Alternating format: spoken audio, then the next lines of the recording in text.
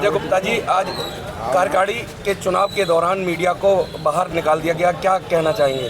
देखिए, मैं नगर निगम में आज पहली बार जो निगम और सरकार के बीच का समन्वय है, माननीय अध्यक्ष जी सतीश दिवाकर जी को बहुत बहुत बधाई देता हूं, जिन्होंने इस चुनाव में अपनी महती भूमिका निभाने का काम किया।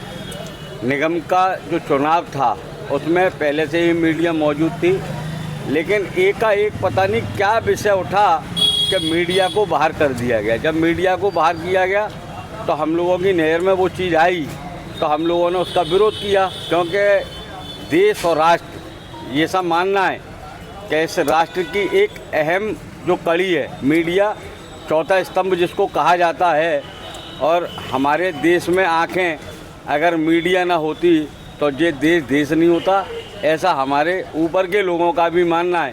तो धरातल पे जो लोग काम कर रहे हैं उनकी ये समझ में क्यों नहीं आ रहा कि मीडिया के अंदर होने से क्या दिक्कत आ रही थी, क्या कुछ काला पीला करने का अंदेशा था?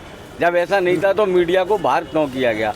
हमने आयुक्त महोदय और महापौर महोदया से निवेदन किया कि जिस मीडिया को बाहर किया गया ससम्मान उसे अंदर ले लिया जाए। उन्हें ससम्मान जिस तरीके से प्रत्येक बोर्ड की बैठक में अंदर मीडिया रहती है वैसा उन्हें सम्मान दिया जाए। लेकिन क्या वजह रही, किनके इशारे पे जो हुआ ये समझ में नहीं आ रहा, और काफ़ी अनुनय विनय के बाद में हर धर्मिता क्या वजह है मुझे नहीं समझ में आ रहा। अभी भी मैंने दोबारा माननीय आयुक्त महोदय से निवेदन किया था कि मीडिया को अंदर ले लिया जाए, लेकिन उनका कहना यह है कि हमारी मीडिया से लोगों से बात हो गई। तो किन लोगों से बात हुई और क्या इशू बना?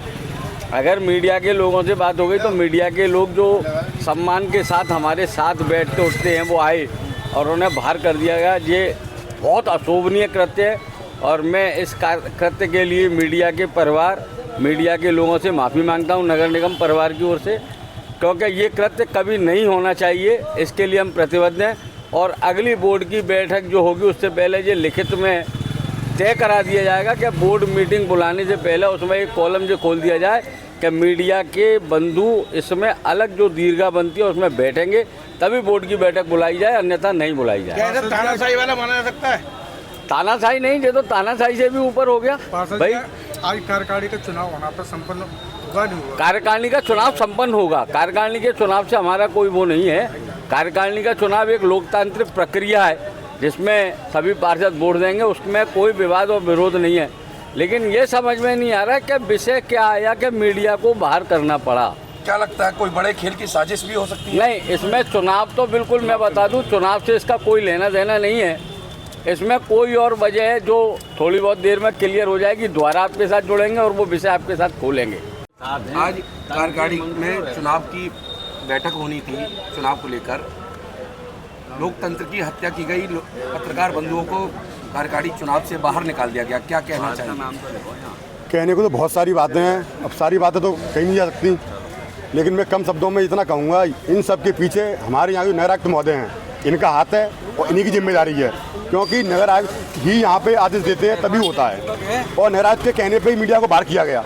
तो मैं ये कहना चाहता हूँ कि नगर आयुक्त महोदय यहाँ तानाशाही और अपनी मनमानी करने के लिए आए हैं या जनता को व्यवस्था देने के लिए आए हैं या पार्षदों का अपमान करने के लिए आए हैं? पूर्व में भी जो घटना हुई पार्षद के साथ में उसमें भी नगर आयुक्त महोदय का हाथ था। मेरे पास गोपनीय सूचनाएं हैं तब मैं ये बात कह रहा हूँ, और आज भी जो पत्रकारों का अपमान किया गया है ये भी नगर आयुक्त महोदय की चाल है। तो मेरा आपसे इतना कहना है कि मैं अपने उच्च जो नेतागण हैं उनको भी अवगत कराऊंगा कि इन ऐसे नगर आयुक्त महोदय को यहाँ से कहीं और भेजने का कार्य किया जाए, यहाँ पे काम करने वाले अधिकारी को भेजा जाए, ऐसे मनमाने और तानाशाही पूर्ण अधिकारी को ना रखा जाए।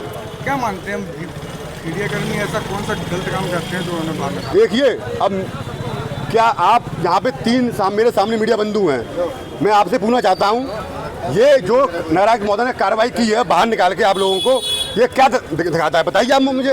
ये तानाशाही नहीं तो क्या है? अभी अगर इस बात के पीछे अगर वो मेरे खिलाफ कोई षड्यंत्र रचते हैं कोई दिक्कत नहीं भाई, हम जनसेवा के लिए आए हैं और जनसेवा करेंगे और सही बात को उठाएंगे।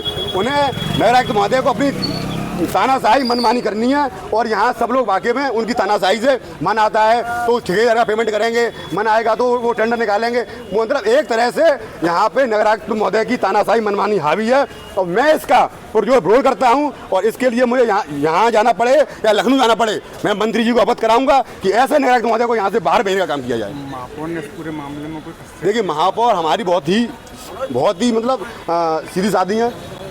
वो उनकी चाल को समझ नहीं पाई। हालांकि महापौर जी को यहाँ विरोध करना चाहिए था, लेकिन वो उनकी चाल को नहीं समझ पाई, आयुक्त महोदय की चाल को। तो उनको हम भी बाद में अवगत कराएंगे अपनी महापौर जी को कि आप इनकी चाल को समझें और ऐसे अधिकारी की तानाशाही और कूटनीति में ना आएँ।